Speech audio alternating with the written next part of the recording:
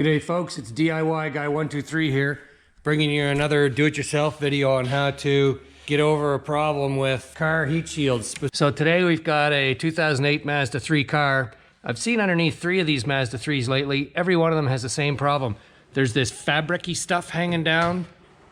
There's a tinfoil component hanging down. And then there's this yellow fibery stuff that probably in the olden days was made out of asbestos and today is made of something else. That's hanging on top of the exhaust. Now you generally see this from the midway point of the exhaust forward towards the engine. And what happens is the little clamps that hold this stuff together, they rot or they break off, and then this heat insulation falls down. The other problem is it just disintegrates. It just breaks apart. So I'm not going to mess with it too much because this, especially this yellow stuff, it just turns into fibrous dust. And so you're left with this problem of your heat shielding not where it's supposed to be. Now it probably does 2 things. It's probably heat shielding and noise shielding for the passenger compartment.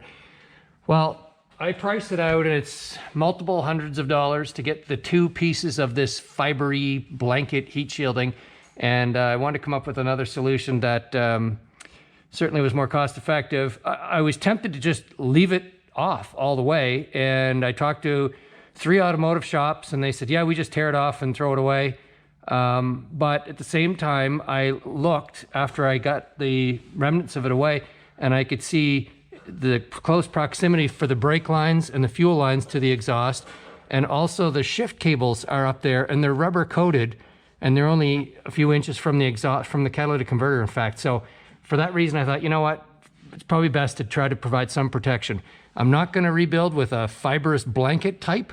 I'm going to use a piece of steel for it, just a piece of stainless steel. So I'm starting with this piece of metal here. Now this is a stainless dishwasher front. I'm probably pretty sure this metal is not designed to be subject to the heat that it's going to see up where we're going to put it.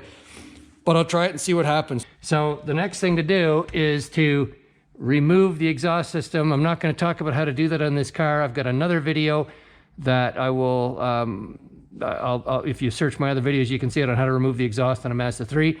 But for now, let's assume the exhaust is going to come off, and through the magic of editing, here we go.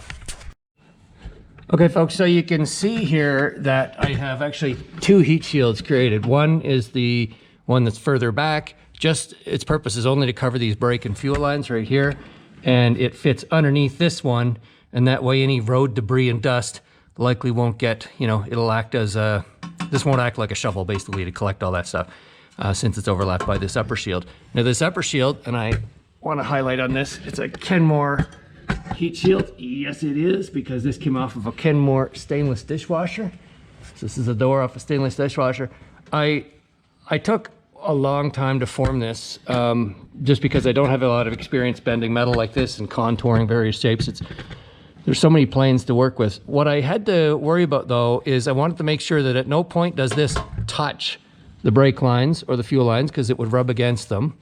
And the second thing is, how do I attach it to the tower or the tunnel? That's what you call this area where the exhaust runs through. How do you attach it since the original attachments are rotted off and fell off of the car? So I peeled the carpet back on the inside and drilled through the inside of the tunnel and put bolts. These are 5/16 bolts, put them right through, and I'll put a nut, a big washer and a nut on there and on there and on there.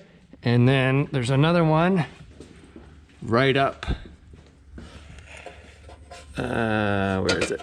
Right, there's a hole there. I'm going to put one in right where my finger is.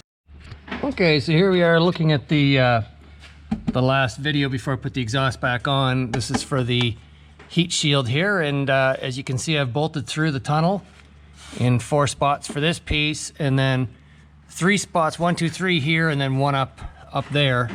Something to point out, it's ideal to have an air gap between the heat shield and the body. So I've put some double nuts in there and a washer on the inside, and that just creates an air gap.